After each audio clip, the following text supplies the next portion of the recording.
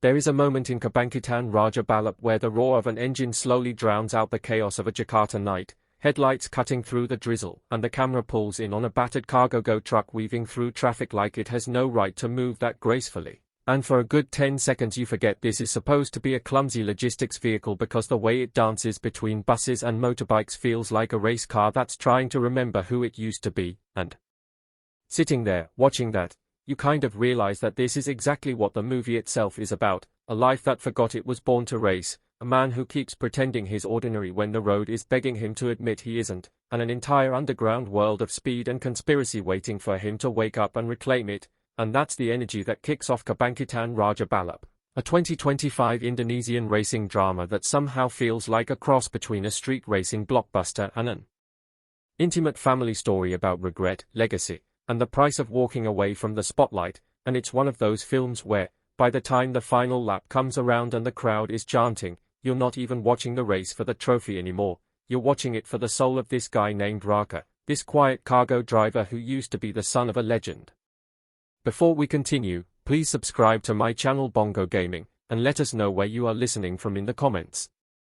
So, Kebangkitan Raja Balap drops into theaters in 2025, and right from the marketing you can tell it's aiming to be more than just a Fast and Furious but make it local pastiche. It's being positioned as this big event in Indonesian cinema, the revival of the King of Racing mythos that older fans whisper about from those VHS-era street racing films and TV shows. Except now it's updated with digital age stakes, slick cinematography, and that very specific Southeast Asian mix of urban grit and sincerity, and the film knows that heritage matters, it leans on it, but it also wants to reach a generation who grew up not just on local stories but on Need for Speed, on Forza, on Gran Turismo, and even on mobile racing games, which is where someone like me, coming from a gaming channel, feels the overlap hard. Because Kebangkitan Raja Balap is built like a career mode in a racing game where the early levels trick you into thinking you're just delivering packages and dodging traffic until suddenly you realize the tutorial is over and you've just been thrown into the championship with everything on the line, and the boss battle isn't just a rival driver, it's a whole corrupt system. On the surface, the story is actually pretty simple, almost mythic in how clean its core is, and the film embraces that simplicity but then layers it with emotional nuance, political shading, and some really carefully built character dynamics. So let's set it up without getting immediately lost in spoilers, because this is one of those movies where the plot twists are less about shock and more about that slow, heavy realization of, oh, so that's what they've been hiding. We meet Raqqa as a guy you would never suspect is the center of any legend. He's a cargo driver, and I love how the film doesn't rush his introduction. We see him dealing with late orders, grumpy dispatchers barking through cheap radios, and vendors who treat him like he's invisible. And the cinematography here, the way the camera sits inside the cabin of the truck with him, letting the city lights pass in reflections on the glass, it really builds this feeling that Raqqa's world has shrunk down to this steering wheel, this delivery schedule, this paycheck-to-paycheck grind, and there's a heaviness to the way he smiles, like he's trying just a bit too hard to act like this is enough, like he's at peace. We also quickly meet Olya and Kieran, and the movie is clever about them, because they are not introduced as love interest or best friend sidekick stereotypes. They are woven into Raqqa's life as people he already owes something to, people he's already chosen to protect long before the engines really start screaming. Olya is a mechanic and part-time engineer with Team Velocity, this small, underfunded racing crew that basically runs on scrap parts, borrowed time, and sheer stubbornness, and Kieran is like this scrappy younger brother figure, half tech geek, half adrenaline junkie, the kind of guy who sees code and nitrous oxide as part of the same language. Team Velocity has been existing on the fringes of the professional racing circuit, caught between street races and official league events, always good enough to scare the big teams, never rich enough to really threaten them, and they've got this dream of breaking into the prestigious Raja Balap Championship, that legendary competition once dominated by a man whose title wasn't just a nickname, it was practically a crown, Raja Balap, the original king of racing, a figure whose posters still hang on dusty garage walls, whose highlight reels are buried on old DVDs, a name that fans know, and that the movie is very careful about at first, only dropping it in TV snippets or hushed background conversations. What we don't know right away, and what the movie also doesn't rush to confirm, is that Raqqa is that man's son, and not just his son but his heir in a very specific sense, because his talent behind the wheel isn't learned, it's a haunting, something genetic that he's been trying to suppress under the monotony of delivery routes and engine checks. Early on, we feel a kind of tension between the life he's living and the life that wants to drag him back out into the noise, and that tension is framed through Olya and Kieran's desperation, because Team Velocity is in trouble, not just in the underdog way, but in the "we might actually be destroyed by forces bigger than us" way. The film gradually reveals that the modern Raqqa Balap Championship is no longer the pure, almost romantic battleground it used to be in his father's days. Instead, it's become commercialized, sponsored to death, and more importantly, manipulated, with a shadowy corporate network that leans on smaller teams, uses them as pawns, and doesn't hesitate to sabotage, threaten, or even physically endanger them to maintain a clean, controllable narrative for audiences and investors. The big bad at the center of this is not just a single villain cackling in a boardroom, but a whole ecosystem of greed. There's the league's current golden boy racer, an arrogant prodigy named Dion. There's the league director, a polished, PR-ready executive who smiles while lying through his teeth. And then there are the unseen owners and fixers, hinted at through shady backroom meetings, encrypted messages that Kieran intercepts, and bruised mechanics who suddenly decide to quit after late night visits from strangers. This is where the conspiracy element starts to creep in, and where the movie begins to blend its racing drama with a slow-burn thriller. Team Velocity, already hanging by a thread, stumbles onto something they shouldn't, and suddenly Olya and Kieran find themselves in genuine danger, not just from failed races but from being silenced permanently. It's at that point, when the threats stop being metaphors and start being very literal, that Raqqa is pulled out of his carefully curated anonymity.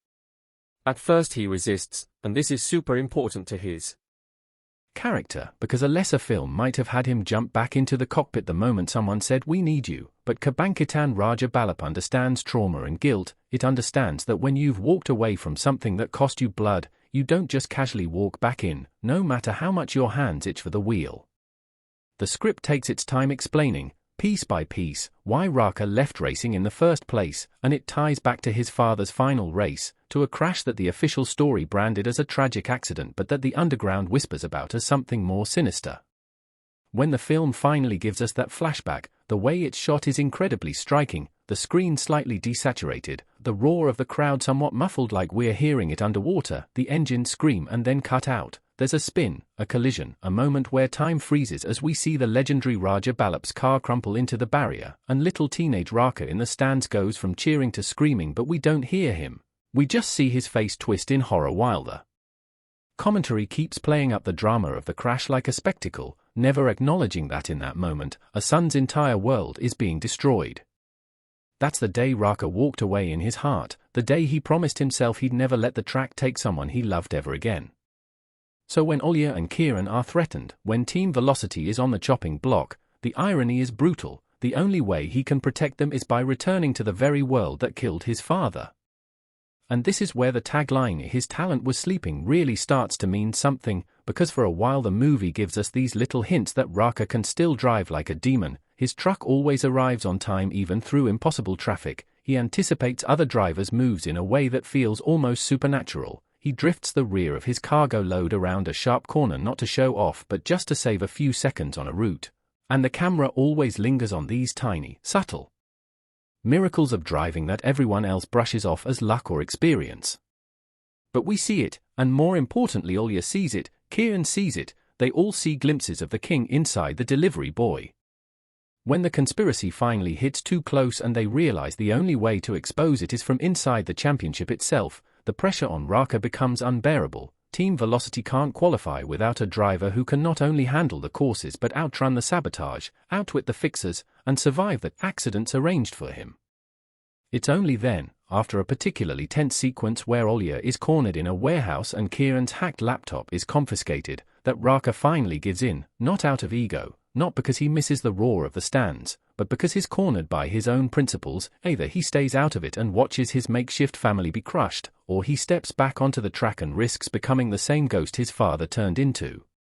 This emotional conflict is what makes Kebangkitan Raqqa Balap so compelling, because the races themselves are exciting, sure, but they're always haunted by that knowledge that for Raqqa, winning is actually the most dangerous thing he could do, because the more he wins, the more visible he becomes, and the more visible he becomes, the more his enemies will come for the people around him.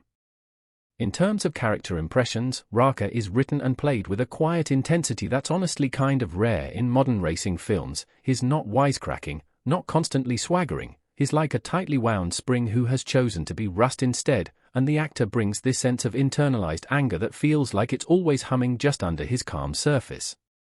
Every time his hand hovers over a gearshift, there's this tiny flicker in his eyes like a war is happening inside. Part of him wants to slam it forward, part of him flinches at the memory of screeching metal and fire. Olya, on the other hand, is the emotional heart that refuses to let the film slip into pure testosterone fantasy. She's tough, yes, resourceful, absolutely, but she's not just the strong female checkbox. She's a human being carrying her own griefs and ambitions, and she's the one who pushes Raqqa not to race for glory but to race for truth, to race as a way of reclaiming what his father's legacy was supposed to mean before it was twisted.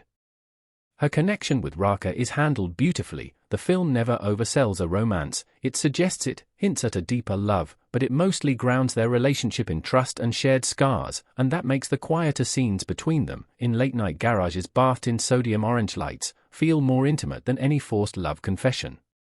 Then there's Kieran, whose role could have easily been reduced to comic relief, but Kebangkitan Balap treats him with respect as both the teen's brain and its impulsive heart, his hacking systems 1 minute, welding parts the next, cracking jokes to cover his fear, and yet when he's put in real danger, the fear on his face doesn't feel like some tonally off gag, it feels gutting, because by then we've come to care about him as more than just the tech guy. Team Velocity as a whole becomes this found family unit, a patchwork of mechanics, drivers, and dreamers who are all, in some way, refugees from a racing culture that lost its soul to money. Now, let's talk about how the film actually shows racing, because that's where the cinematic power really kicks in. A lot of racing movies fall into two traps: either they shoot races so chaotically that you can't tell what's going on, or they over-explain the tactics and suck the energy out with exposition. Kebangkitan Balap somehow threads the needle. The camera work during the races is kinetic but disciplined, making sure the audience understands track layout, rival positions, and strategic stakes, while still feeling the speed, the danger, the blur of lights and the scream of engines. The sound design is particularly impressive, with engines having distinct voices for each car, so after a while, you know it's Raqqa behind the wheel even before you see him, just by the way his tuned engine roars and then purrs into a tight turn. Some sequences genuinely feel like being inside a high-end racing game with all assists turned off, the rain-slicked night circuit where Raqqa's vision is half obliterated by water spray from the cars ahead, the sun-drenched highway track where the heat haze ripples above the asphalt, the tight urban course that threads through shipping containers and half-finished flyovers. But beyond the spectacle, the movie uses racing to externalize Raqqa's emotional journey, which is what makes it really resonate. Early in his return, his driving is precise but cautious, he leaves small margins, he brakes a touch earlier than he needs to, and the film actually draws attention to this through Olya's subtle frustration and Dion's mocking commentary. The king's son drives like he's delivering milk, he sneers at one point, and that line stings not just because it's insulting but because it's painfully true. As the story unfolds, as Raqqa is forced to confront more of the conspiracy, dig deeper into how his father's last race was rigged, and watch Olya and Kieran risk their lives to uncover documentation and data, his driving changes. He starts taking more aggressive lines through corners, his overtakes become bolder, his resistance to being pushed into the wall becomes fiercer.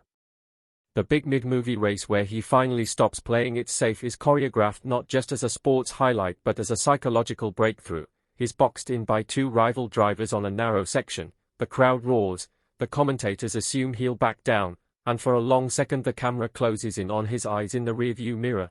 Then we get a flash of his father's car in the same position years ago, the crash, the flames, Raqqa's younger self screaming, and then we're back in the present, and he steps on the throttle instead of the brake, threads his car through the impossible gap, the metal almost scraping, and comes out in front, his engine howling like something has finally been unleashed.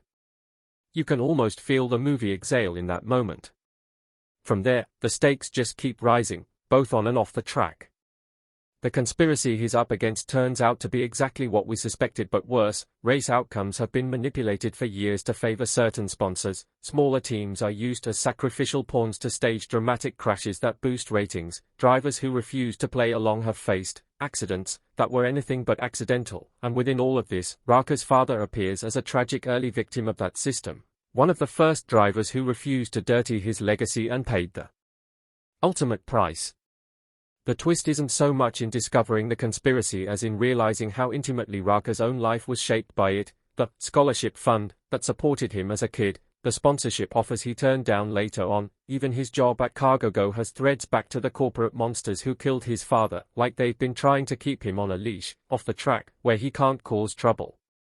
All of this fuels his determination to not just win, but to expose, and that's where Olya and Kieran's subplot really comes into focus, as they try to gather evidence, hacked emails, hidden camera footage from garages, insider testimony from a retired mechanic who was there the night of the fatal crash.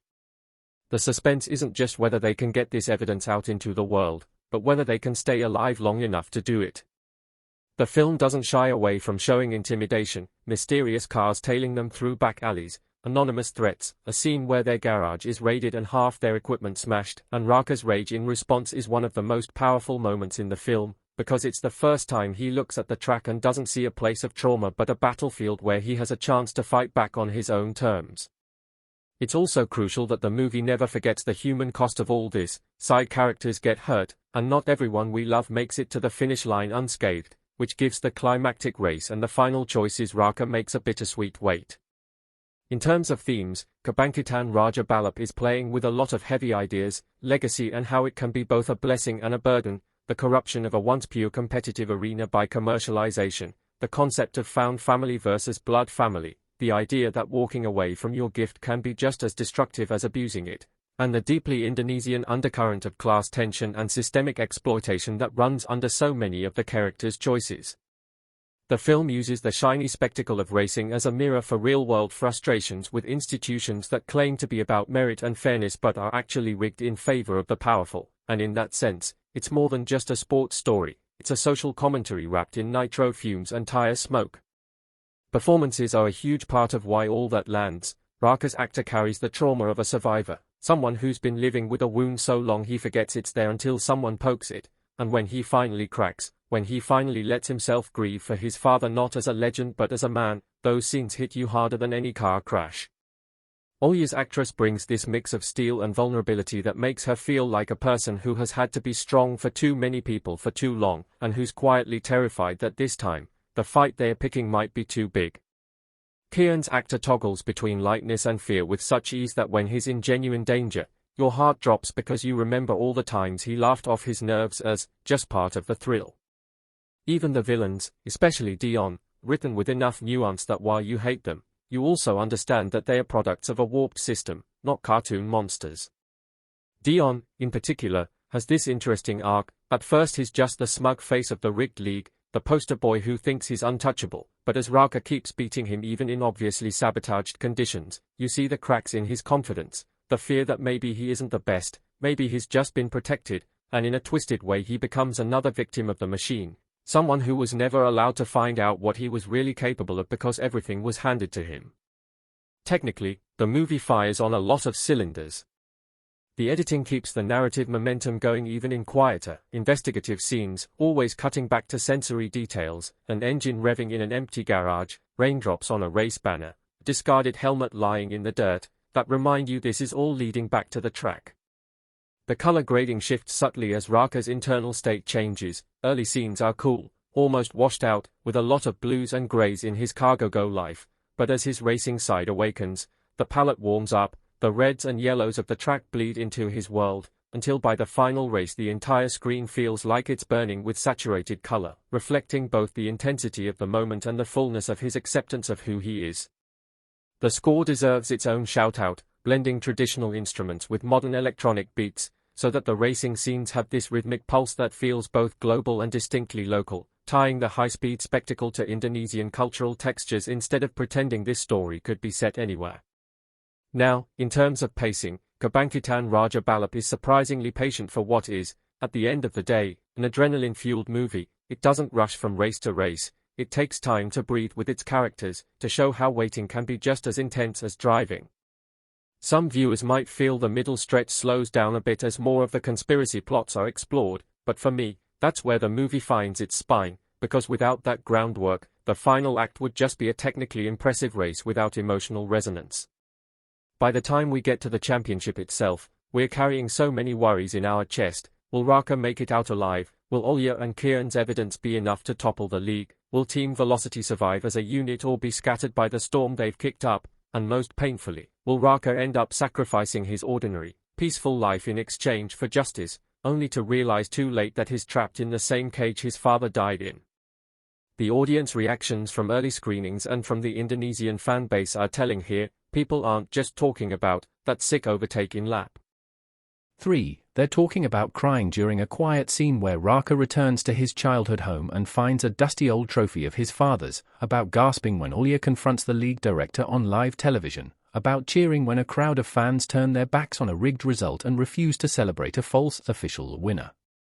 For a country with such a passionate motorsport and street racing culture, seeing a film that actually honors that passion, while also critiquing the ways it's been exploited, hits differently, and you can feel it in social media reactions. People posting photos of their motorbikes next to cinema tickets, talking about the first time they rode behind their dad on an old scooter, connecting their personal memories of the road to Raqqa's journey. Internationally, the film also piques interest as a fresh, non-Hollywood take on a familiar genre, and you can easily imagine streaming platforms picking it up and viewers discovering that the energy of Indonesian racing cinema has its own flavor, something scrappier, more grounded, more emotionally direct than the glossy, physics-defying spectacles they're used to. Now, we need to talk about the ending, because this is where Kebangkitan Raja Balap really sets itself apart and where, honestly, I respect it the most. Spoiler warning, because we're diving all the way into the final stretch here. In the climactic Raja Balap championship race, everything that has been brewing finally erupts. Raqqa and Dion go head-to-head in what is probably the most intense race sequence in the movie, not just in terms of choreographed stunts but in terms of narrative stakes. The league has done everything it can to stack the deck against Raqqa, from sabotaging his car during inspection to accidentally leaking oil in his pit, to pressuring other drivers to box him in or force him into dangerous positions on the track. At the same time, Olya and Kieran are in a parallel race of their own, trying to upload the gathered evidence to a live broadcast, dodging security, hacking firewalls, all while the clock ticks down, because once the trophy is handed out and the league spins its narrative, their window to reveal the truth closes. The direction intercuts between the race and their desperate struggle, building a tension that's almost unbearable. Every time Raqqa narrowly avoids a crash, we cut to them narrowly avoiding capture. Every time he gains a position on the track, they gain access to one more server node. The heart of the race comes down to a moment where Dion, under pressure from his sponsors and the league director, is instructed over the radio to take Raqqa out if he can't beat him cleanly. The choice he makes in that split second says everything about who he's become, and the film subverts expectations here in a way I really appreciated. Instead of doubling down on villainy, Dion hesitates, sees Raqqa's car beside him, sees the same kind of determination that he's never been allowed to have, and in a flash of conscience, he refuses to be the league's weapon, pulling back just enough that when the league's planned accident is triggered, a remotely misfired safety barrier that was supposed to catch both of them, it only clips Dion's rear instead, sending him spinning in a spectacular crash while Raqqa blasts through, battered but intact. This isn't a redemption that erases everything Dion did, but it complicates him, reminding us that even golden boys trapped in corrupt systems can, at the last moment, choose not to be total monsters. Meanwhile, Olya and Kieran manage, with the help of that retired mechanic and even some sympathetic junior staff in the league's media room, to get their evidence patched directly into the live broadcast feed, so that as Raqqa crosses the finish line, as the crowd erupts, the giant screens around the stadium suddenly flicker and start playing instead the footage of rigged pit stops, of threatening messages, of under-the-table payouts, and, most damningly, an old recording of the night Raqqa's father crashed, showing officials tampering with his car and then rushing to cover it up. The euphoric celebration turns into a wave of shocked gasps, a kind of collective intake of breath, and for a moment everything hangs in a strange silence, engines cooling, flags forgotten mid-wave. Raqqa, sitting in his car, hears the crowd's reaction change, looks up at the screens, and sees his father's final moments replaying above him, not as a myth, not as a heroic tragedy, but as a crime. The camera stays on his face as tears fill his eyes, his helmet still on, reflective visor up just enough to show the rawness of that realization, and then it slowly pulls back to show the entire stadium watching this truth unspool, the league director frantically trying to cut the feed, security swarming, officials looking at each other in panic. In that exact moment, Raqqa has something he's never had before, a chance not just to win a race, but to speak as the son of Raja Balap, as the man who was supposed to inherit that title. When he finally steps out of the car, you feel the weight in his legs, like the track itself is heavier now that it's been stained by revelation. Reporters swarm, mics are shoved in his face, the league director tries to frame it as some misunderstanding, but the crowd isn't buying it. Chants start, not of Raqqa, but of Kebangkitan, truth, and that's so powerful, because what they're rooting for is bigger than any driver. Raqqa could, in that moment, seize the title, call himself the new king of racing, stand on the podium and claim the crown that by blood and by skill is his, and we, the audience, would eat it up, because that's the expected sports movie arc. Underdog reveals corruption, wins anyway, becomes legend. But Kebangkitan Raja Balap decides to do something braver. Raqqa takes the mic, looks not at the director, not at the cameras, but at the stands, at the regular fans who saved up to be here, at the mechanics whose work has never been acknowledged, at Olia and Kieran standing up there somewhere, exhausted and anxious. He thanks them, quietly, and then he says something along the lines of, the name Raja Balap used to mean that the fastest man on the track was the cleanest, the one who raced with honor. If we keep this title while the system behind it is still rotting, then we're just putting a new sticker on a broken engine. And in a move that honestly floored me, he refuses the official crown. He says he cannot accept the title while the league is under investigation, while there are drivers in hospitals, families without answers, teams destroyed by blackmail. He dedicates his win not to himself but to every small crew like Team Velocity, to every mechanic who stayed up all night for a race that was already decided without their knowledge. And then he does something even more extreme, he announces that this was his last race. Not in a flippant, dramatic I'm done way, but with the calm certainty of someone who has finally made peace with his own abilities. He says he will not let the track take any more of his life, that he's done paying in fear and grief. You can see Olia's reaction in the stands, her eyes widening, torn between pride and shock. You can see Kieran's jaw drop. You can see the league director almost smirk for a second thinking, good, the troublemaker is removing himself, but then Raqqa adds that he will spend his time and whatever influence he now has not behind a wheel, but in building something different, something smaller and truer, far from the cameras. After that, the film moves into its epilogue, and this is where the emotional payoff lies. We see investigations launched, sponsors pulling out, the league director being called into hearings, Dion recovering from his crash and giving a subdued press conference where, for the first time, he speaks like a human being and not like a PR puppet.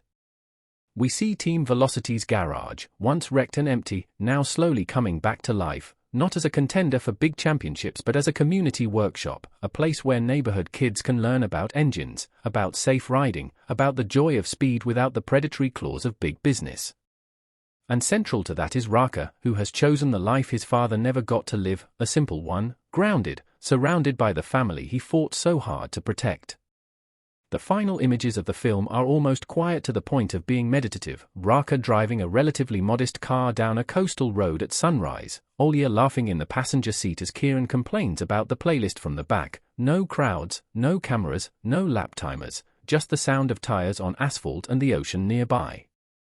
There's a subtle callback to the opening, when we saw him maneuvering a truck through traffic with hidden grace. Now, his driving is still smooth, still precise, but for the first time it doesn't feel like he's holding anything back or hiding anything, he's simply driving, present, free. That choice, to let him walk away from the grand stage instead of chaining him to it for the sake of audience fantasy, is what makes Kebangkitan Raja Balap stay with you after the credits roll. It's a story about a man who reclaims his birthright not by living up to the legend but by redefining what that legend should mean in the first place. In the broader cultural context, that ending speaks to a generation increasingly disillusioned with hollow prestige, with titles and trophies handed out by systems that are fundamentally unfair. It suggests that real victory might look like stepping away, like choosing your people over your brand, like building something honest on a small scale instead of being famous in a broken arena. For a gaming audience, especially those of us who have spent hours building careers in virtual racing circuits, chasing leaderboards, unlocking sponsorships in-game, there's an extra layer of resonance too. Kebangkitan Raja Balap almost feels like the final cutscene of a racing game where, after you've beaten every rival, unlocked every car, maxed out every stat, the protagonist realizes that the real endgame is not grinding for more accolades but deciding who they want to be once the grind is over. As a film, it's not perfect. There are moments where the dialogue leans a bit heavy on exposition, a couple of side characters who could have used more depth, but what it does right, it does so right that the flaws blur into the noise of the engine. It gives us races that thrill without insulting our intelligence, characters who feel like people we might actually meet in a Jakarta garage or on a late-night toll road, a conspiracy that, while heightened for drama, echoes real frustrations with manipulated institutions, and an emotional arc that refuses the easy power fantasy in favor of something quieter and braver. By the end, when Raqqa chooses that simple life with the family he protected, you don't feel like he's running away, you feel like he's finally arriving where he was always meant to go. The king of racing rises, yes, but not to sit on a golden throne at the finish line. He rises to his full humanity, steps off the podium, and walks back into the garage, into the world of ordinary people, carrying with him the one thing no one can rig, no one can buy, the knowledge that when it mattered, he drove not for his ego, but for the ones he loved, and then had the courage to park the car, take off the helmet, and go home. There's a very specific kind of movie that doesn't just show you speed, it makes you feel like your heartbeat has gears, like your ribs are a roll cage, like every breath is a countdown to a corner you might not survive. And Kebangkitan Raja Balap, released in 2025, is exactly that kind of ride because it doesn't start with a trophy or a roaring crowd. It starts with a man who has every reason to avoid the track and absolutely no choice but to return to it, and the moment you realize why, the film locks you in like a harness and refuses to let you go until the last drop of fuel and the last scrap of pride are burned away. Before we continue, please subscribe to my channel Bongo Gaming, and let us know where you are listening from in the comments, because this one is going to be a long, emotional lap through everything that makes a racing story hit harder than it has any right to, and I want to know if you're hearing this from Jakarta at midnight, from a bus ride in Surabaya, from a dorm room in Bandung, or from halfway across the world where you've never even seen the kinds of streets this film is built from, because somehow it still speaks the same language, pressure, legacy, and the cost of protecting the people you love. Kebangkitan Raja Balap arrives in 2025, in a landscape where racing dramas are everywhere, where the formula can feel as predictable as a practice run, underdog driver, rival team, final race, slow-motion finish, credits, and yet this movie comes in with an identity that feels deeply local and weirdly universal at the same time. Like it knows the smell of wet asphalt after tropical rain and also knows the ache of being someone's son even when you don't want to be, and part of what makes it stand out is how it treats racing not as the point, but as the consequence of something more personal, survival. The story centers on Raqqa, a cargo driver, the kind of guy you'd pass on the road and never imagine he's carrying anything heavier than parcels and fatigue, a man whose life is measured in delivery routes, receipts, and quiet responsibility, and the film does a beautiful job at first of making his world feel small in a way that's comforting, almost safe, like he's built a cage out of routine on purpose. Because cages can protect you if you pick the bars yourself.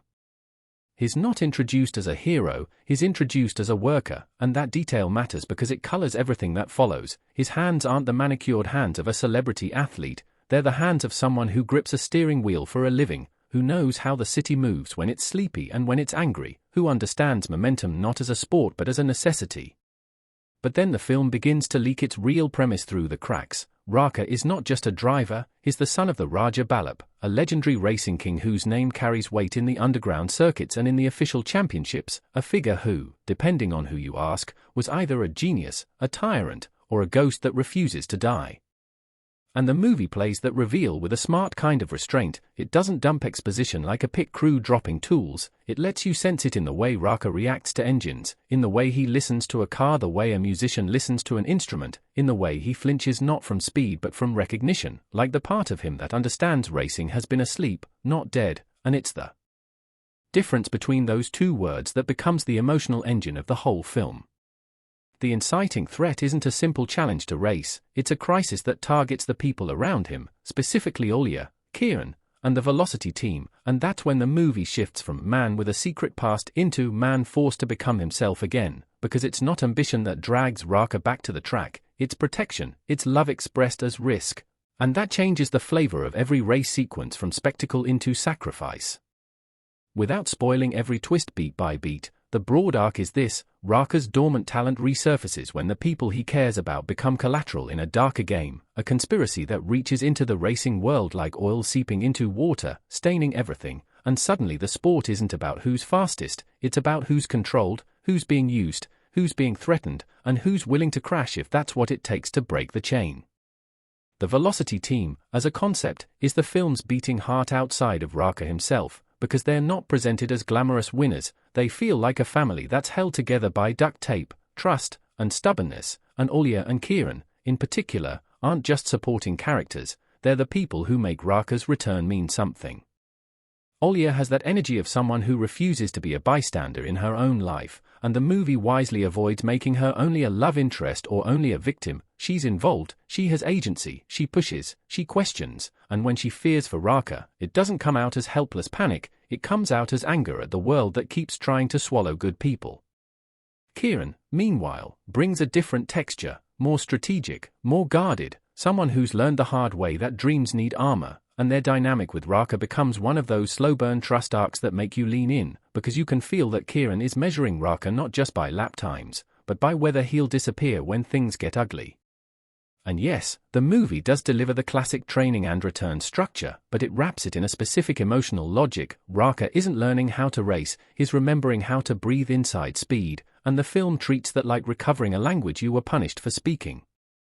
One of the best things Kebangkitan Raja Balap does is how it handles the legacy reveal. Being the son of the Raja Balap isn't presented like a VIP pass, it's presented like a curse that changes the way people look at you, because some people want to use you, some people want to destroy you, and some people want you to live up to a myth you never asked to inherit. That's where the conspiracy element starts to tighten its grip. The racing world here isn't just competition, it's politics, money, coercion, and a kind of public theater where sponsors and criminals can shake hands in the same pit lane. The film builds a shadow network around the championship, and the reason it works is because it never feels like an abstract evil organization, it feels like people making choices for profit and fear, it feels like someone paying someone else to look away, it feels like the kind of corruption that thrives because everyone tells themselves it's only temporary. And when Raqqa steps back onto the track, it's not as a naive hero thinking talent will save him, he knows that speed makes you visible, and visibility is dangerous when powerful people want you quiet. Now let's talk about how this movie actually feels, because a racing film lives or dies by rhythm, and Kebangkitan Raja Balap understands rhythm in a way that's almost musical. The calmer scenes aren't boring, they're tense, like silence in a workshop right before the wrench slips, and the action scenes don't just spike adrenaline, they carry story information inside them. You can tell when Raqqa is driving from instinct versus when he's forcing himself. You can feel the difference between a lap that's smooth because he's confident and a lap that's sharp because he's angry, and that's the kind of detail that turns cool car footage into character performance. The cinematography leans into the tactile, close-ups of hands tightening, beads of sweat, a foot hovering over the pedal like it's deciding whether to forgive or punish, and the sound design, if you watch with good audio, is doing half the acting, because the engines aren't just loud, they're expressive, they whine, they growl, they choke, they surge, and when a car starts to fail, it sounds like a throat closing.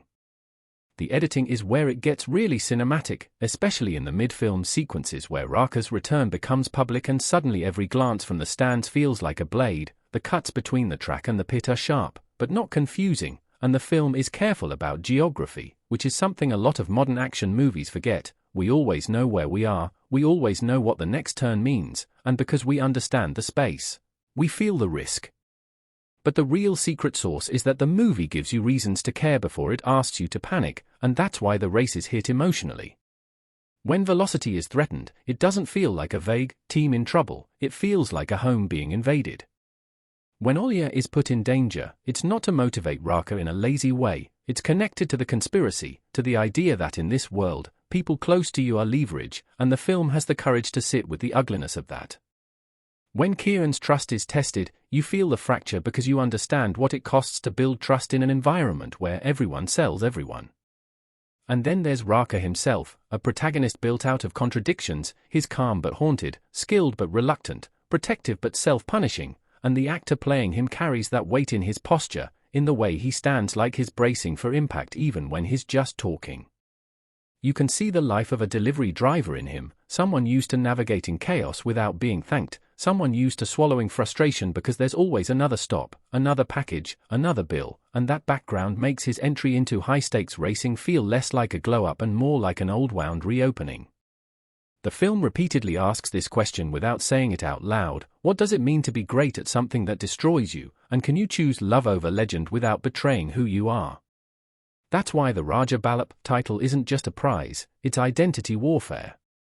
Becoming the king of racing sounds glorious until you realize kings are trapped by their crowns, expected to perform, expected to win, expected to be available to the public's hunger, and Raqqa's journey is partly about reclaiming the steering wheel from everyone who thinks they own it, including the ghost of his father's reputation.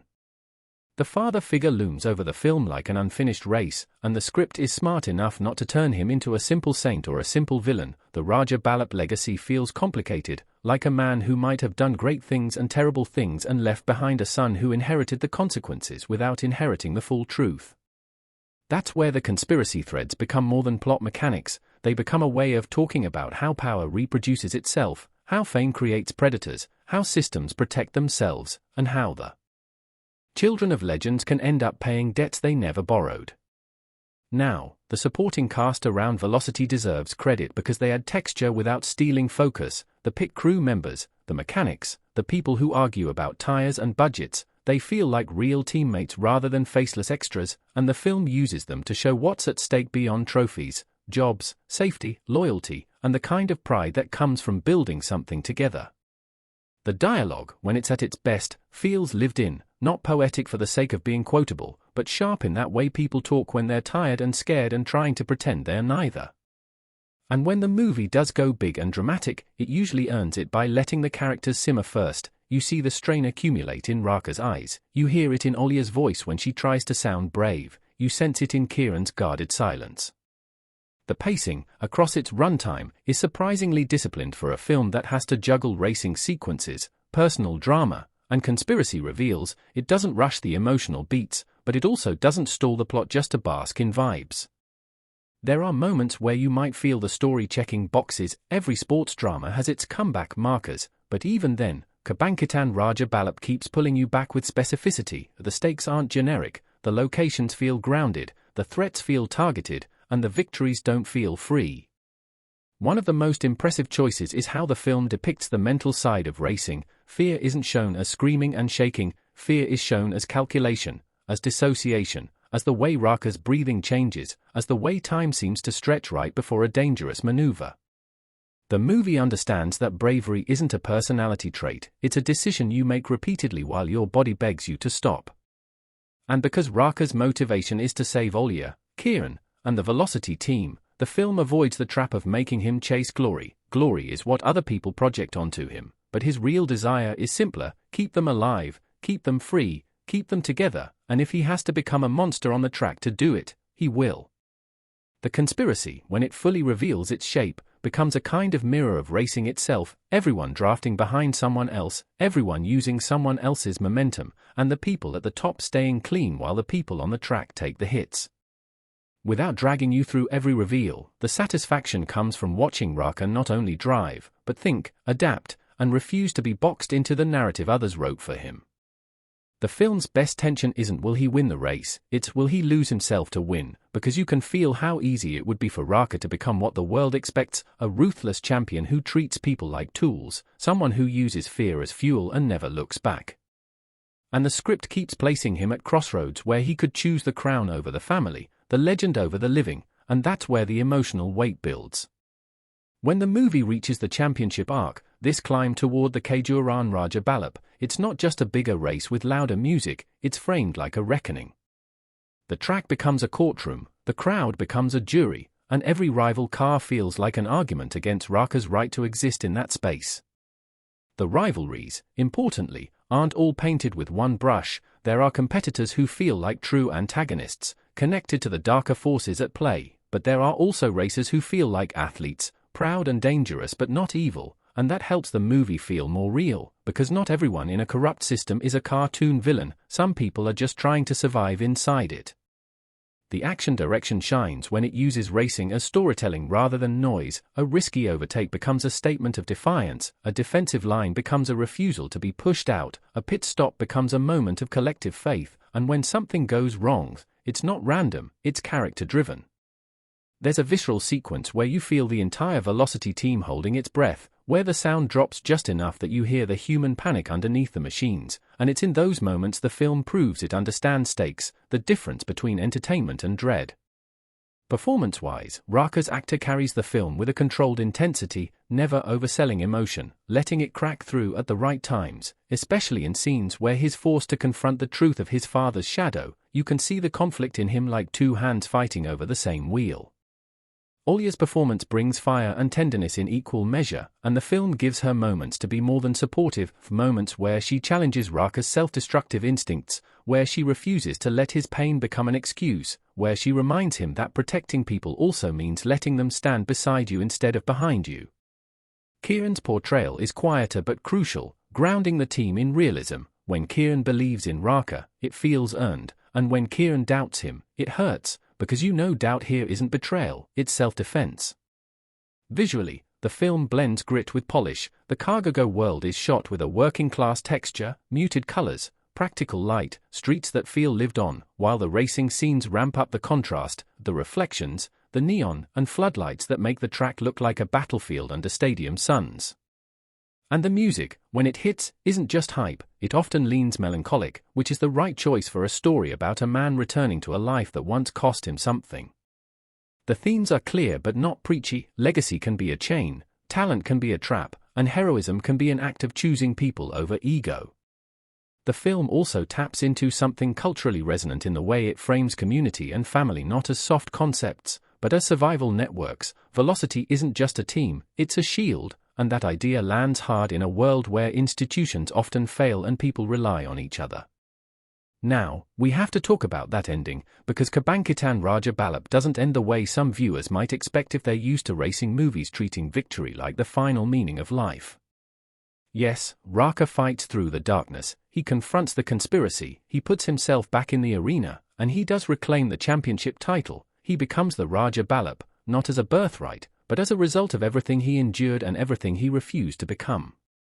The film delivers the catharsis of that win with the right kind of bittersweet energy. The crowd roars, the moment freezes in your chest, and for a second you think, okay, this is it, this is the transformation complete, this is the crown settling onto his head. But then the movie makes its boldest, most emotionally honest move. It shows you that winning doesn't heal everything, and it doesn't magically make the world safe. So Raqqa, after everything, chooses a simple life with the family he protected. That choice could have felt like an anticlimax if the film hadn't earned it, but it does, because from the beginning, Raqqa never wanted the spotlight, he wanted peace. And when he walks away from the hunger of the racing world, it doesn't feel like quitting, it feels like escaping a machine that would consume him forever. It's a statement, the greatest victory isn't the trophy, it's the ability to choose your life. That ending also reframes the entire movie as something deeper than a sports drama. It becomes a story about reclaiming autonomy. The title, Kebangkitan Raja Balap, The Rise of the Racing King, sounds like it promises a coronation, and it delivers one, but then it asks, what if the true rise is not becoming king, but rising above the need to be one? That's the emotional aftertaste that lingers, and it's why the final scenes hit with a surprising softness, the quiet domesticity, the sense of protection turning into presence, the idea that love is not a pit stop between battles, it's the destination. In terms of audience reaction and cultural impact, this is the kind of film that sparks two conversations at once, the surface-level hype about the races, the cars, the rivalries, the adrenaline, and then the deeper conversation about class, legacy, and what it means to carry a name you didn't choose. I can already imagine how viewers in 2025 responded. the racing fans praising how grounded the driving feels, the drama fans latching onto Raqqa's internal conflict, and the general audience getting hooked by the conspiracy angle because it adds bite. It adds a sense that this isn't just about winning, it's about surviving systems designed to chew people up. And culturally, there's something powerful about a protagonist who starts as a working delivery driver and ends with the ability to take a crown but refuses to let it define him. It speaks to a kind of modern exhaustion with fame as success, to a desire for stories where choosing peace is treated as strength instead of weakness. That said, the movie isn't flawless. There are moments where the conspiracy mechanics can feel slightly convenient, where a reveal lands a bit too clean, and where you may wish certain antagonists had more layered motivations rather than functioning purely as pressure. But those issues don't derail the experience because the core emotional through-line is strong: Raqa's protective love, Velocity's fragile family bond, and the constant question of whether speed is freedom or another form of imprisonment.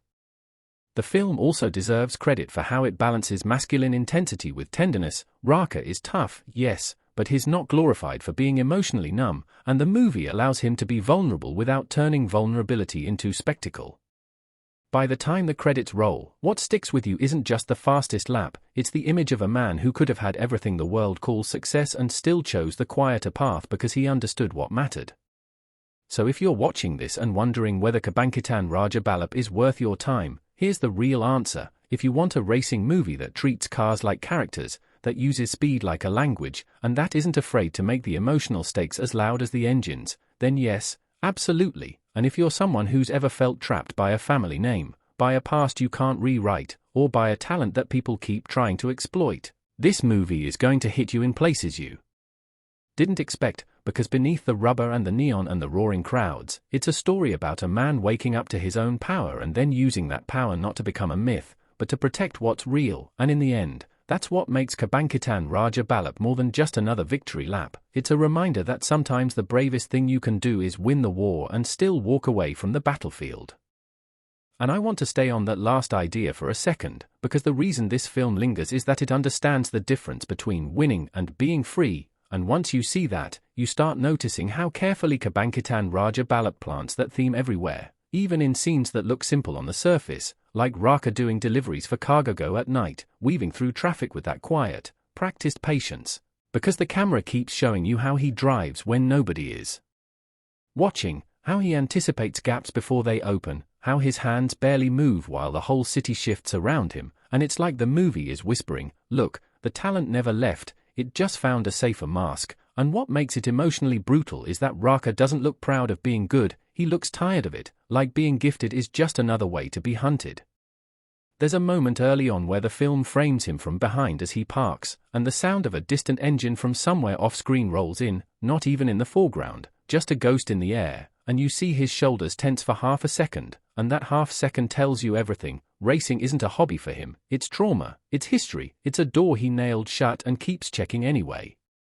That's what I mean when I say the movie's racing sequences work, because the movie makes you care before it makes you scream. By the time Raqqa is forced back into Velocity's orbit, you've already internalized that his relationship with speed is complicated, so when he starts inching toward it again, it feels like someone approaching a fire that once burned down their house.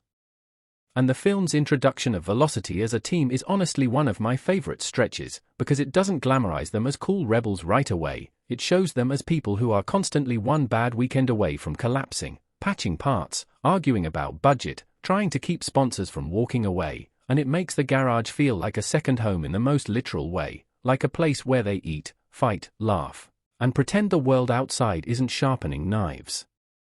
Olia's presence in those scenes is electric because she's not written as the supportive girlfriend who cheers, she's written like someone who's learned to be tough in a world that punishes softness, and yet she still chooses to care, which is its own kind of defiance, and I love that the movie lets her be competent, not just emotionally, but practically, like she understands the stakes of the racing world and isn't seduced by it, she's wary of it. Kieran, meanwhile, feels like the person in the room who's always calculating odds, not because they're cold, but because they've been burned, and when you watch Kieran interact with Raqqa, it's like watching someone test a bridge with their foot before stepping fully onto it. Every word is a measurement. And that dynamic is important because the film doesn't hand Raqqa trust for free, he has to earn it, not with speed, but with consistency, with choices that prove he's not there to chase a headline and disappear.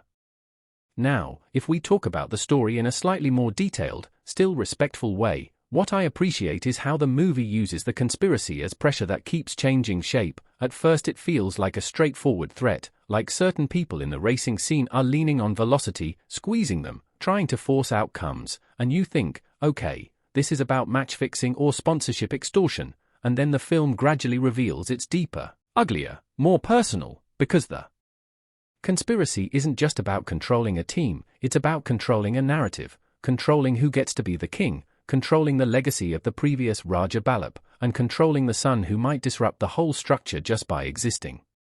That's why the reveal of Raqqa's bloodline matters so much. It instantly turns him into a symbol, and symbols are dangerous because people stop seeing the human inside them.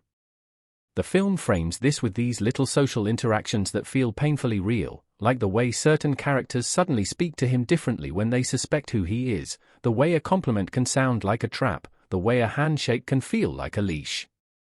And in the middle of all that, Raqqa's core motivation stays heartbreakingly simple. He wants Olia safe, he wants Kieran safe, he wants the team safe, and the film keeps pushing him into situations where a safe is not available as an option unless he's willing to do what he promised himself he'd never do again, race at the highest level, in the spotlight, under the eyes of people who might have destroyed his father, or maybe were destroyed by his father, and now want to settle that score through him.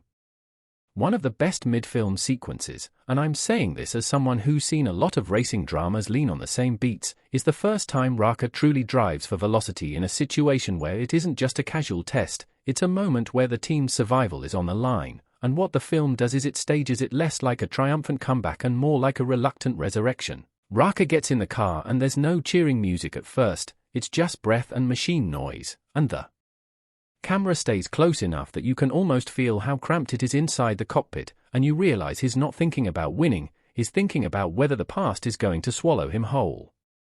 When he finally pushes, the movie doesn't treat it like he remembered his awesome, it treats it like he accepted he has to become dangerous, and that's a darker, richer emotional color.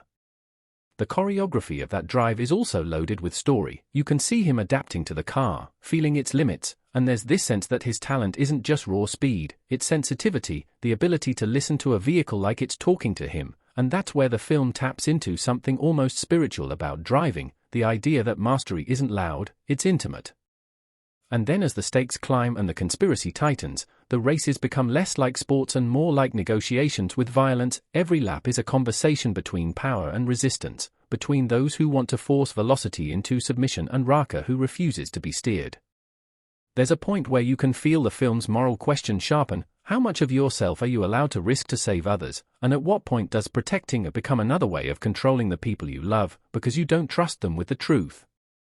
The script threads that needle by letting Olia and Kieran push back. They're not passive recipients of protection, they demand honesty, and that creates some of the film's strongest drama in the quieter scenes, because the film understands that tension doesn't only live on the track, it lives in conversations you can't take back. There's a scene, one of those scenes you can picture people quoting online, where Olia basically calls out the romanticized version of sacrifice. She challenges the idea that Raqqa can just throw himself into danger and call it love, and the actor playing Raqqa responds not with a big monologue, but with this exhausted, raw admission that he doesn't know any other way to keep people safe, because all he's ever been taught, by life and by legacy, is that love means taking the hit before someone else does. That's the kind of emotional writing that elevates the film beyond engines and smoke. And speaking of smoke, the film's visual language uses smoke, heat haze, and reflections like metaphors, reflections in helmets, reflections in wet pavement, reflections in garage windows, constantly reminding you that identity here is layered, that everyone is looking at a version of Raqqa that isn't fully him, that even he is looking at himself through a distorted surface. The editing also deserves a second round of praise because it knows when not to cut. There are key emotional moments where the film holds on faces longer than you'd expect, letting discomfort breathe, letting silence accuse the characters, and then when it cuts to the track, the sudden movement feels like release, like the only place these characters can speak honestly is at 200 kilometers per hour. Now, let's talk about the antagonist forces without pretending this movie is trying to hide who's pulling strings forever. there's clearly a network of influence around the championship, and the film frames it with a mix of corporate Polish and street-level intimidation, which is exactly how real-world corruption often feels, right? It's not just one type of villain, it's a collaboration between suits and fists. The people behind the scenes aren't always physically threatening, sometimes they're threatening because they can make one phone call and erase a team's funding, bury a story, or flip a legal decision, and what Kebangkitan Raja Balap does well is it shows how terrifying respectability can be when it's weaponized. The conspiracy doesn't just want Raqqa to lose, it wants him to either be owned or be broken, and the film makes it clear that the reason is fear of what happens if a driver with the Raja Balap bloodline and a conscience becomes champion, because then the whole dirty structure could be exposed. This is where the movie's social commentary starts humming in the background. It's not screaming about injustice, but it's showing you how systems react when someone refuses to be useful to them. And what I love is that Raqqa isn't framed as some perfect savior. He makes mistakes, he lies, he withdraws, he takes on too much alone, and you can feel the cost of those choices in the way his relationships strain. The film gives him a believable arc from isolation to trust, but it doesn't make it easy. It makes it feel like learning to share a burden is harder for him than taking a corner at full throttle. There's also this recurring emotional motif of home, and it's subtle but persistent. The cargo routes represent a kind of chosen anonymity, a way of being in motion without being seen, while the racing circuit represents being seen too much, being watched, judged, exploited, and throughout the movie Raqqa is pulled between these two worlds, one where he's invisible but safe, and one where he's visible but powerful. And the real tragedy is that the world doesn't let him have both. The way the movie ties his father's legacy into this is smart because it implies the father might have faced the same impossible trade-off, and whether he chose wrong or was forced, it becomes a warning hovering over Raqqa's every decision. Now, in terms of craft, if you're someone who watches films for how they're made, you'll notice Kebangkitan Raja Balap has a confident command of kinetic clarity. A lot of modern action is chaotic, overshaken, too close, too fast, but here the film wants you to understand speed, not just be assaulted by it. The camera placements during races often let you see the line a driver is taking, the space between vehicles, the way a small mistake compounds, and that clarity makes the danger feel earned.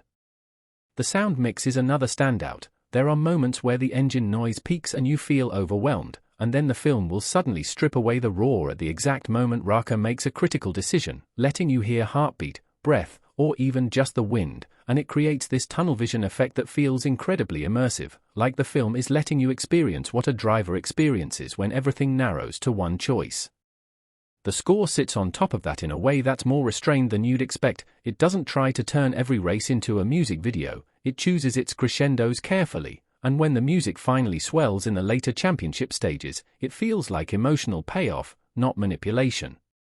Now, the big question for a lot of viewers is probably, does the film stick the landing with the championship? And I'd say it does, largely because it doesn't treat the final race as a single moment, it treats it as the final chapter of a long argument. By the time Raqqa reaches the Kejuaraan Raja Balap, the film has convinced you that this isn't just about him proving he's the best, it's about him proving he cannot be bought, that he cannot be erased, and that the people he loves are not bargaining chips. The tension in that final stretch isn't just who crosses the line first, it's whether the conspiracy will succeed in forcing a crash, whether velocity will survive sabotage, whether Raqqa will choose revenge over restraint, whether he'll become the kind of person his enemies say he is. And the film plays with those possibilities in a way that keeps you anxious, because it's not afraid to show you that sometimes the right choice can still be punished. When the win finally comes, it's cathartic, but it's not clean. It feels like something that was torn out of the system, not handed over with applause. And then, like I said, the film makes the radical choice to show Raqqa stepping away afterward, and that's where I want to go deeper, because that could have been framed as a simple happy ending, but Kebangkitan Raja Balap frames it as a deliberate rejection of the machine. The final scenes, where Raqqa chooses a simpler life with the family he protected, don't feel like the film is saying racing is bad, it feels like the film is saying obsession is bad, exploitation is bad, living under someone else's expectations is bad. Raqqa doesn't stop being talented, he stops being available to be consumed. And that's such a powerful message in an era where so many stories equate success with visibility and constant performance. The movie's verdict on legacy is nuanced. It's okay to inherit greatness, but it's not okay to inherit captivity. That's why the title Rise is clever, because yes, he rises to the crown, but then he rises above it. Audience-wise, I can easily imagine the split reactions. In the best way, some people probably wanted him to stay in the spotlight, to become a full-time champion, to set up sequels and rivalries and bigger stadiums, but I think a lot of people, maybe the ones who felt the emotional core, would find that ending deeply satisfying because it's rare to see a protagonist win and still choose to step back for the sake of mental peace and family. That's not the usual fantasy, and maybe that's why it lands. It feels like a fantasy that's actually attainable, not the fantasy of being worshipped, but the fantasy of being safe. And in terms of cultural impact, this film has the kind of ingredients that make it stick in conversation. It's got the adrenaline for casual viewers, it's got the family and loyalty drama for people who want emotion, it's got a conspiracy thread that invites theory and discussion, and it's got that final choice that turns into debate, because people will argue about whether walking away is strength or waste, and that argument itself proves the film did something right, because it made the victory mean something beyond the scoreboard. If I'm being honest, the places where the film could have gone further are mostly in how some of the darker players are characterized. The conspiracy is effective as a threat, but there are moments where I wish the film let us spend a little more time inside the heads of the people who believe they're justified, because the most terrifying villains are the ones who think they're doing the sensible thing. But even with that, the movie's emotional point of view is so firmly anchored in Raqqa and velocity that the choice makes sense. It's less interested in making you understand the villains and more interested in making you understand the cost of fighting them. And the cost is everywhere, in the fatigue, in the mistrust, in the way Raqqa's body carries stress, in the way Olya's anger is partly fear, in the way Kieran's pragmatism is partly grief for how many times they've seen people crushed by the system. The film also uses its side characters to show different philosophies of racing. Some race for money, some for pride, some for escape, some for power, and Raqqa's arc is about racing for protection, which is why his driving feels different. It's defensive and aggressive at the same time, like a shield that also cuts. And when you look back at the opening after finishing the film, you realize the movie wasn't just introducing you to a delivery driver, it was showing you the only life Raqqa ever truly chose for himself before the world forced his hand, and that makes the ending circle back in a way that feels complete. So, as we keep going through this review, I want you to imagine Kebangkitan Raja Balap less like a typical sports comeback and more like a story about a man dragged into the arena by necessity, who discovers he still has the power to win, and then discovers something even harder, the power to leave. Because that's the emotional trick of the film, right? It uses the crowd-pleasing mechanics of racing, the build-up, the rival, the sabotage, the last-lap desperation, to deliver a quieter conclusion that's about boundaries and family.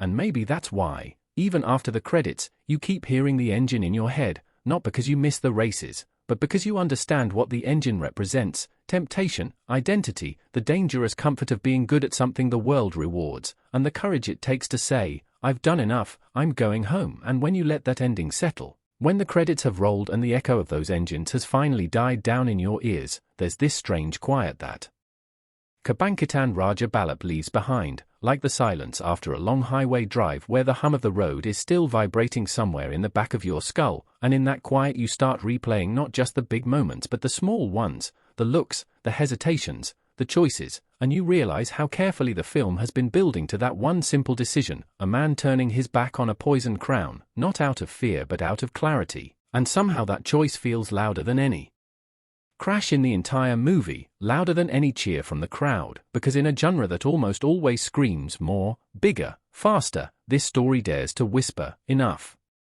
When you think back to the very first time we see Raqqa on that cargo route, you can almost trace a straight line between the way he white-knuckles the steering wheel of that truck and the way he grips the race car at the end, the difference being that at the start he's holding on like someone clinging to the only safe thing left in his life, and by the end he's holding on like someone who's finally ready to let go of everything that kept him trapped, and that arc, that transformation, is what makes him linger in your mind as more than just the driver who won the championship. There's a lot going on under the hood with this character. He's not the cliché rebellious racer who lives for speed, he's almost the opposite, someone who has been living in self-imposed slow motion, doing his best to never go over the emotional speed limit again, and the film treats that avoidance not like cowardice but like a survival strategy that makes total sense given what he witnessed as a teenager. The spectre of his father looms over everything, but not in the typical "you must live up to your dad's name" way. Instead, it's more like every track, every rev of an engine is a haunted house he's trying to avoid walking through, because he knows that somewhere inside is the moment his childhood ended in a spray of metal and sparks, and every time someone calls him Anak Raja Balap, the king's son, there's that flicker of pain. Because to most people that title is romantic, legendary, but to him it's the name on a gravestone he never asked for. What the film does so well is show how the world keeps trying to drag him back into that narrative even when he's resisting, the old-timers who see him drive and shake their heads, muttering that Dara itu ngak bohong, that blood doesn't lie, the fans who recognize his jawline from grainy posters of his father and start whispering rumors, the corporate sharks who see an opportunity for a redemption arc they can market. Son of fallen hero returns to reclaim glory. You can practically hear the boardroom pitches, and the movie hints at all that with sly little moments, flashy talent scouts approaching him in garages, sponsors leaving business cards on his truck dashboard, before he ever voluntarily agrees to race, reminding us that in this world, once your name is tied to speed, it's very hard to slow down without somebody trying to shove their foot back on your accelerator. That's why his relationship with Olia feels so crucial, because she's one of the few people who sees the cost behind the myth and refuses to romanticize it. The film gives her a small but significant backstory, a father who ran a tiny neighborhood workshop, the kind of place that patched up motorcycles for ojol drivers all day and tuned street racers for a little extra cash at night, someone who idolized Raja Balap not just as a champion but as a customer who always paid fairly, treated mechanics with respect, brought food for the crew on late nights. When Raja died, that workshop's wall stayed covered with his posters, but Olia saw up close what it did to the people around him, the way older mechanics started talking about how the sport had changed, how the big money was squeezing out the honest players, how they killed him, even if nobody could ever prove it.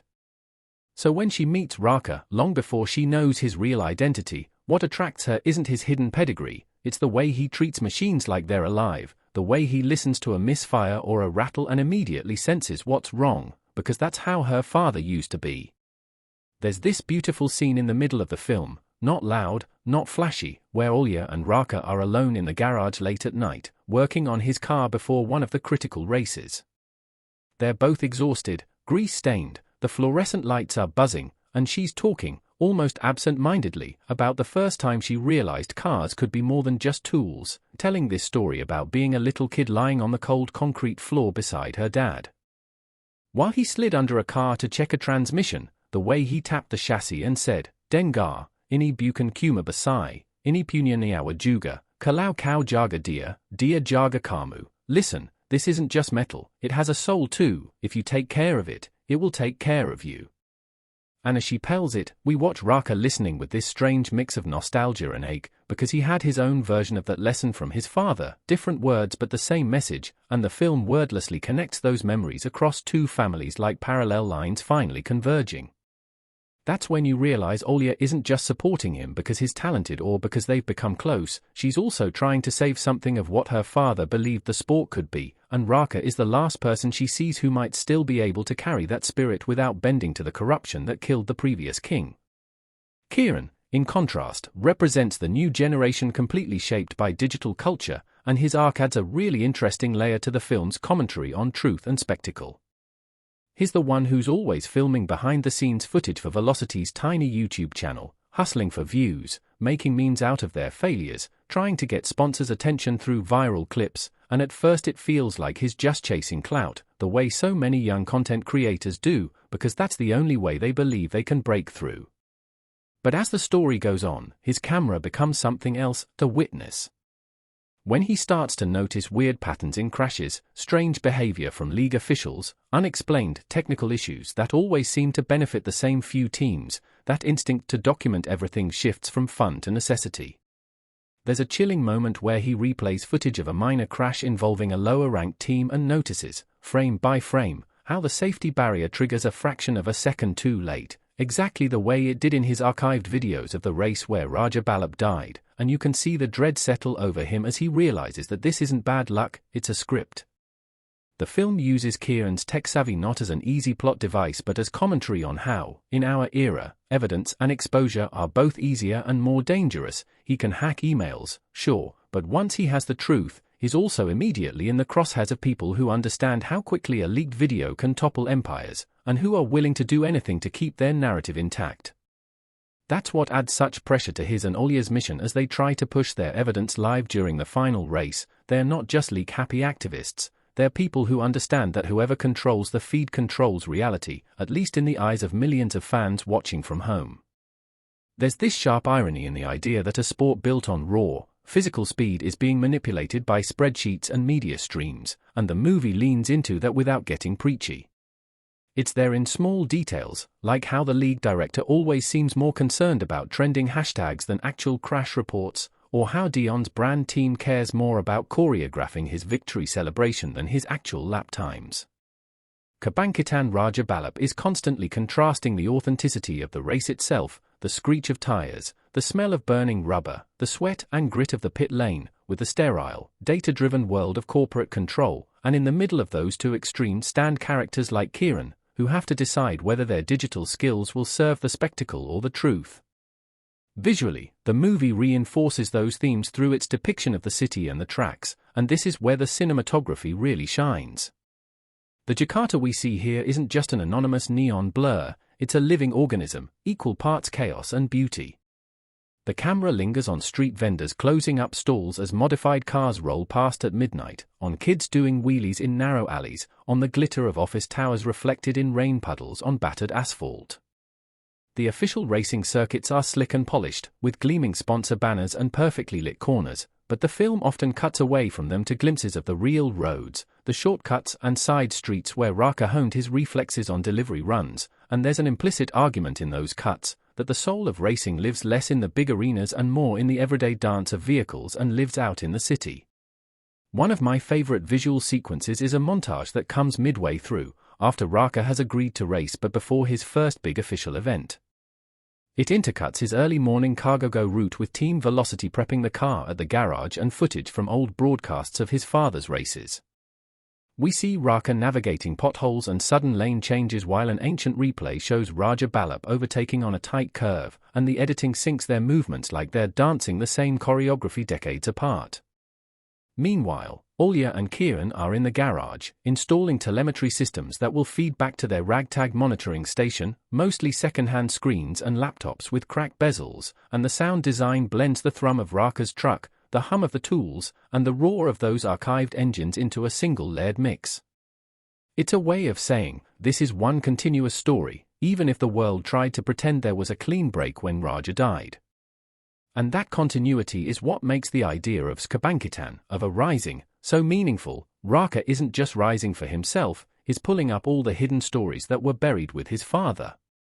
The race sequences themselves, as I mentioned before, are some of the best this genre has produced in a while, and it's worth digging deeper into how they're constructed because they really do feel like the closest thing to a playable experience you can get without holding a controller. The camera often shifts into a kind of pseudo-POV shot that mimics what we're used to in racing games, low to the ground, just above the hood, with peripheral blur that tightens when Raqqa hits his concentration peak, almost like the in-game focus mode you see in arcade races. But unlike games, the film can also do things like cutting inside the car to catch the micro-expressions on his face as he calculates a risk, or yanking the perspective up into a drone shot to show the positions of all the cars on a complex chicane. It never feels like a gimmicky display of gadgets, each perspective is chosen to either clarify the tactical situation or heighten the emotional stakes. In one rainy night race, for example, the camera spends a good 20 seconds staring at the smear of red taillights through Raqqa's windshield, the wipers barely able to keep up, the droplets refracting neon signs into confusing patterns, and the sound of the engine is muted compared to the howl of the wind and the tap-tap-tap of rain on metal. You feel his vulnerability there, his lack of clear vision, his reliance on instinct. Then, as he commits to an overtake he can barely see, the sound detonates into full volume, the perspective dips to track level, and the cars explode out of the water spray into a clear stretch of tarmac, like he's punched through a wall of fear. That sensory play is what keeps you glued to the screen even if, like a lot of us, you already kind of know how a sports movie race is going to end. And yet, despite all that visual bravado, the film knows when to embrace stillness. One of the most haunting shots happens after a race, not during it, Raqqa alone in the pit lane, long after the stands have emptied, standing where his father's last car was towed away years ago. The floodlights cast long shadows, the silence is almost oppressive, and he just stands there, looking at a barely visible scorch mark on the concrete that only he seems to notice. He kneels, touches it, like someone tracing the name on a grave, and for a second you expect a flashback or a montage, but instead the film just lets him be there. No music, no dialogue, just a man and a scar on the ground. That kind of restraint is rare in this genre, and it's what elevates the emotional tenor of the whole story. When you think about it, the entire conspiracy plot line, as thrilling and relevant as it is, functions mostly as a means to force Raqqa into confronting that exact spot in his soul, the place where he froze on the day of the crash and never fully unfroze until now. The bad guys are necessary, the corporate corruption is an important mirror of real-world concerns, but the core conflict is between Raqqa and his own fear of losing someone again, his reluctance to attach himself deeply because he knows how sudden and brutal loss can be in this world of high-speed steel. That's why the stakes with Olia and Kieran feel so personal. The movie cleverly establishes his bond with them not through big declarations but through small acts of care, staying late to help Olia close up the garage, covering Kieran's tab at the warung when their sponsor money runs out, fixing a loose mirror on a team member's bike before a dangerous late-night parts run. He has already, quietly, made them his family long before he admits it to himself, and when the threats begin, they cut right into that hidden tenderness. So when he finally decides he can't just stand aside and watch, when he chooses to put his life back on the line, it's less about restoring a family legacy and more about protecting the family he found long after that legacy was shattered. It's worth talking too about how masculinity is portrayed in Kebangkitan Balap, because racing films often default to this bombastic, invincible alpha male vibe where vulnerability is a punchline, and this movie, while still full of bravado and posturing on the surface, keeps puncturing that image in subtle, meaningful ways. We see male characters cry, but not just in the stereotypical "my friend died" slow-motion montage. We see them apologize, admit fear, back down from senseless dominance games. One particularly telling moment comes between Raqqa and an older mechanic who used to work with his father, a grizzled guy who initially resents him for abandoning the track. After Raqqa crashes during an early race, not badly injured, but shaken, the mechanic finds him alone, sitting on a stack of tires, helmet at his feet, eyes distant. Instead of berating him or giving him some macho pep talk, the older man sits down beside him, silent for a while, then quietly says that on the night Raja died, he himself was terror-stricken, that he almost quit the sport, that he spent years hating himself for not having the courage to blow the whistle earlier. He admits his own cowardice, his own complicity, and then tells Raqqa that being afraid doesn't make him any less his father's son. What matters is what he does with that fear now. It's a deeply humane scene, and it complicates the easy narrative of bravery and heroism by showing how messy and shared trauma can be, how men who grew up in a culture of toughen up can, over time, learn another language for their pain. In that sense, the movie isn't just critiquing corrupt institutions, it's also gently nudging at the emotional institutions inside its characters. Thematically, the film keeps circling back to two images, the crown and the road. The Raja Balap title is often visualized as an actual crown in the marketing and the stadium iconography, a gleaming metallic thing that hangs above the podium on a crane, lit by spotlights, almost hypnotic. Early in the film, we see younger Raqqa staring up at it during one of his father's races, eyes wide with pride and wonder. Later, when he returns as an adult, the camera revisits that same shot, but now there's a slight distortion in the lighting, a kind of sickly glare that makes the crown look less like a prize and more like a trap, like a fishing hook. The road, on the other hand, is always changing. Sometimes it's a highway at night, empty and inviting, sometimes it's a crowded city street during rush hour, full of honking horns and frustrated drivers, sometimes it's a racetrack, painted with lines and boundaries. The movie seems to be asking, is the crown worth twisting the road into something unnatural, something fenced in and rigged, or is the real kingdom just the freedom to choose your own path, away from all those lights and expectations? By the final scene on that coastal road with Olia and Kieran, the answer feels clear.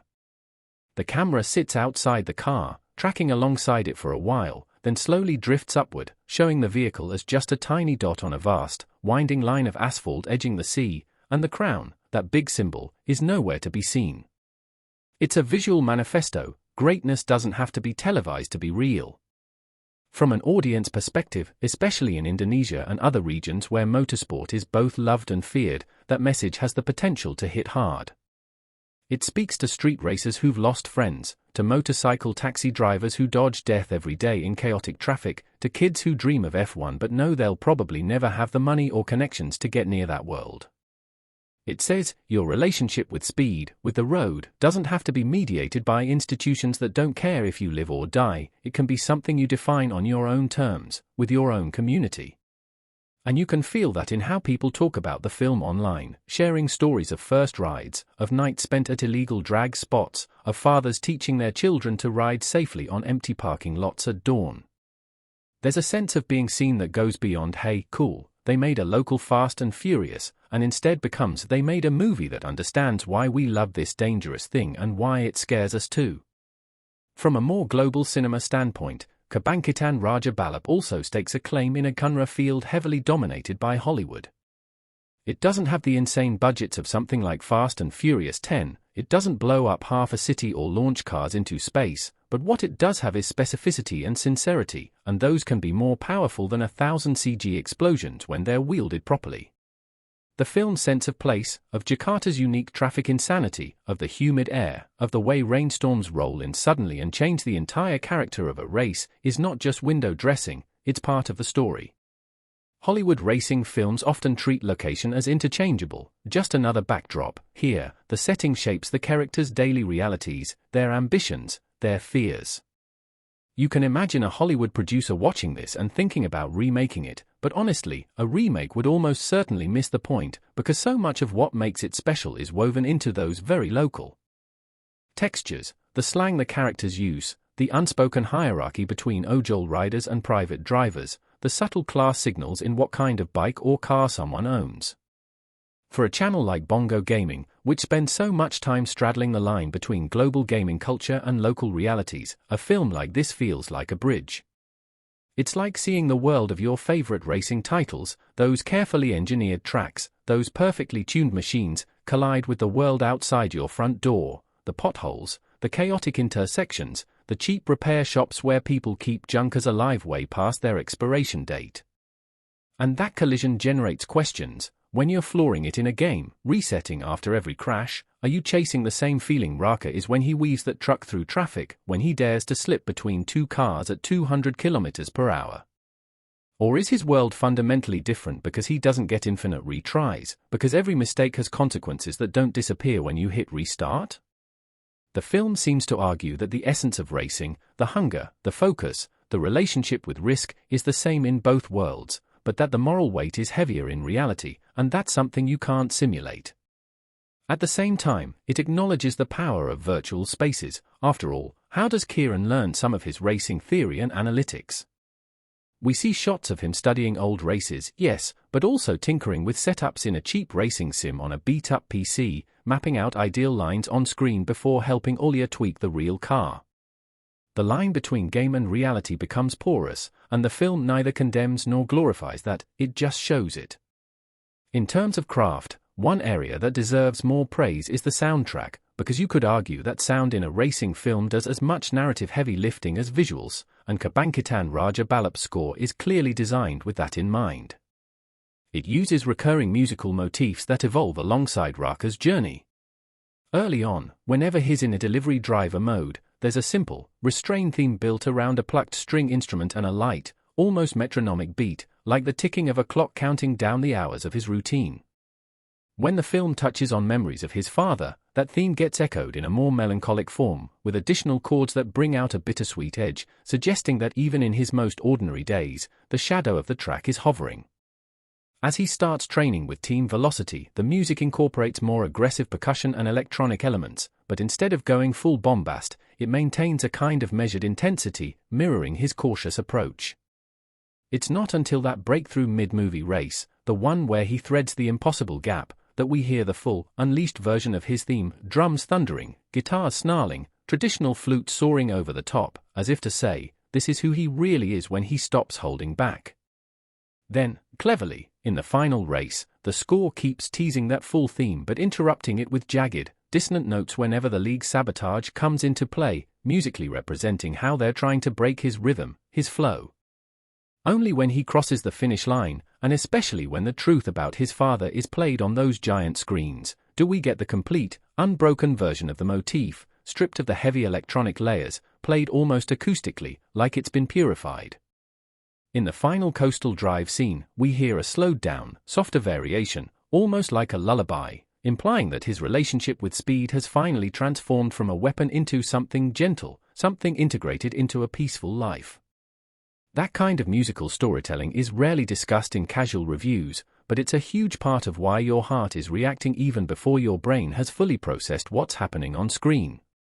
If you zoom out, Kebangkitan Raja Balap fits into a wider wave of Southeast Asian genre films that are taking familiar Hollywood templates and infusing them with local flavor and more grounded emotional stakes. Think of gritty action thrillers that swap generic cityscapes for specific neighborhoods, or horror movies that root their scares in local folklore instead of imported tropes.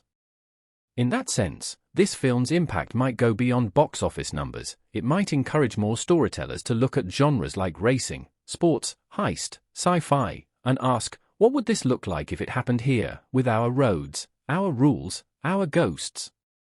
The early cultural impact hints at that. You see aspiring filmmakers on social media breaking down scenes, discussing how they handled the race choreography on a relatively modest budget, or how they used actual local race crews as extras to lend authenticity to the pit lane chaos.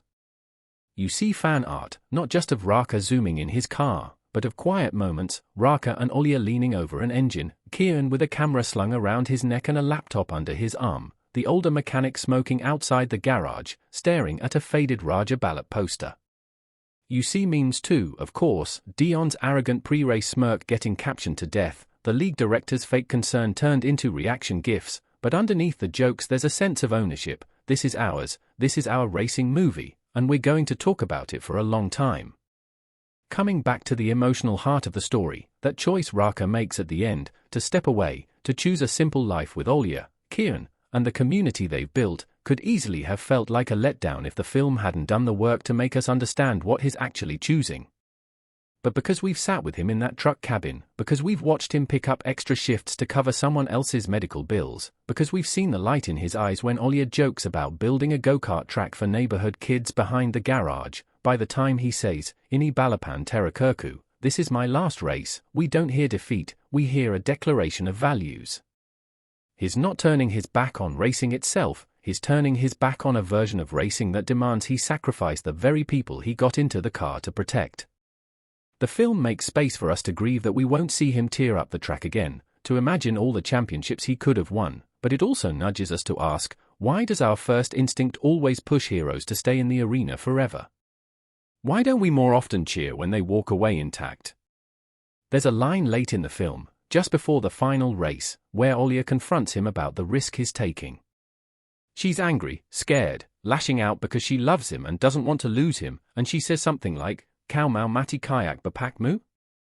Jadi poster yang December orang-orang yang gak pernah kenal kau.